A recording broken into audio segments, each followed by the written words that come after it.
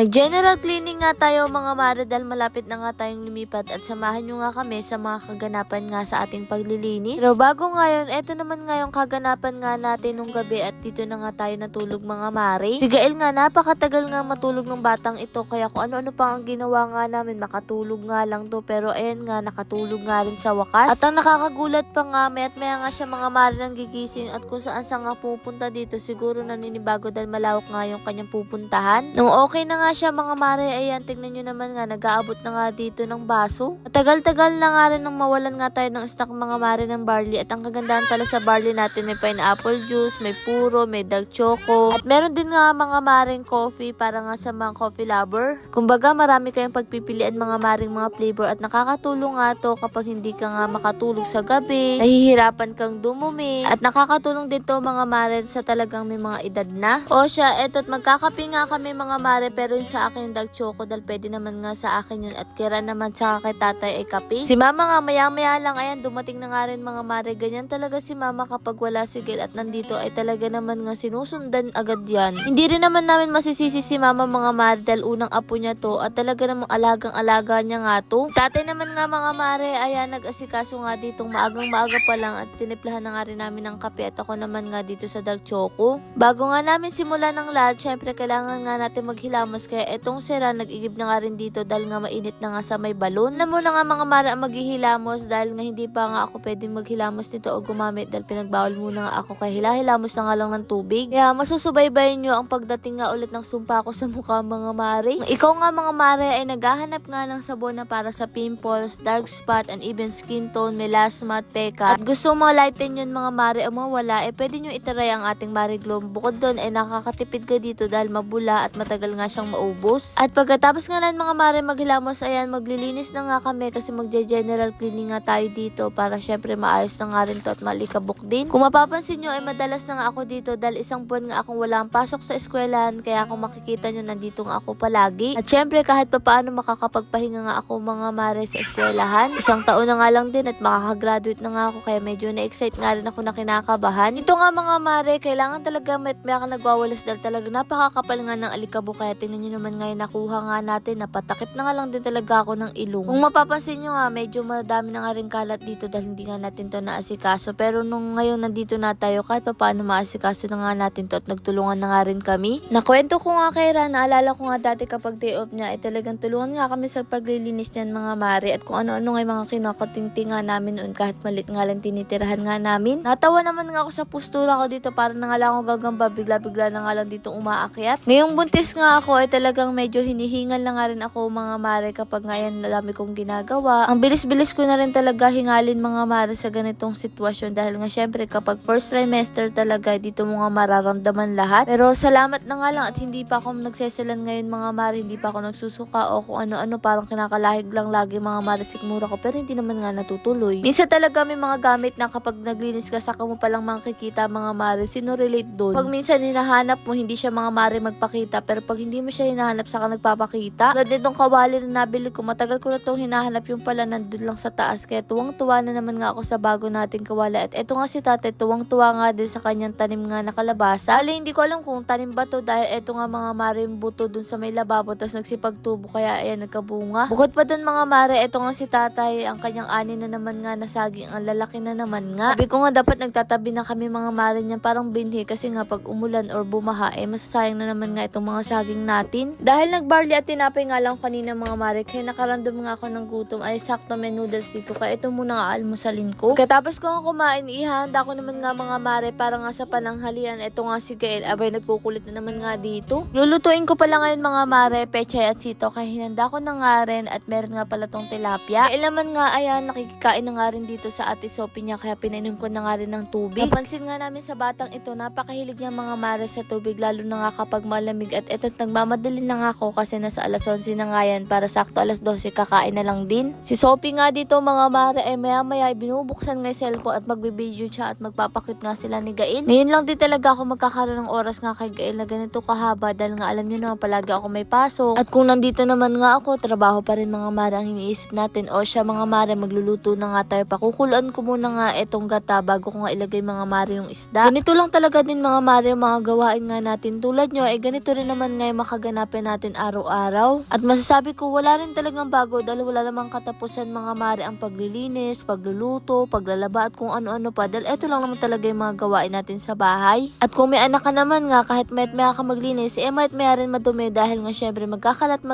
yan. Paano pa nga kung dalawa na nga sila mga mare, pero okay lang din naman nga at na-excite na nga rin kami malaman ko ano nga yung gender niya. O siya, etong Sira, napakasipag nga ngayong araw mga mare, ang dami niyang nagawa kaya ayan, nagwalis na nga rin dito pagkatapos niyang asikasuhin yung mga gamit. Si Gael nga, basta wala yan toyo, kapag sinabi mong kumis ay kikis nga talaga yan mga mare at sobrang lambing na nga rin, ayan, sumasayaw na naman nga. Yung ba mga mare, anong oras nyo nga itong napapanood at kung saan nga kayo? At kung saan sana ba nakakarating yung mga content nga natin mga mare? O baka naman may gusto kayong isuggest na content na gawin nga natin, pwede naman nga natin yung gawin basta kaya natin. O siya mga mare, nung kumulo na nga nilagay ko na nga rin itong pecha at pagkatapos na nauna na nga ang lahat kumain, nagpahuli na nga rin kaming tatlo. Dahil pinatulog ko pa nga si Gael dahil nga tinutoyo ng mga mare kasi antok nga antok at init na nga rin. Pagkatapos nung nagpatulong na nga rin itong mga maring si Ran dahil nga nagpupupukpuk nga dito at paglalagay niya nga doon ng pintura. Lord, marami pong salamat sa lahat ng blessing at syempre sa inyo mga mare. Paano ba yun bukas na lang ulit?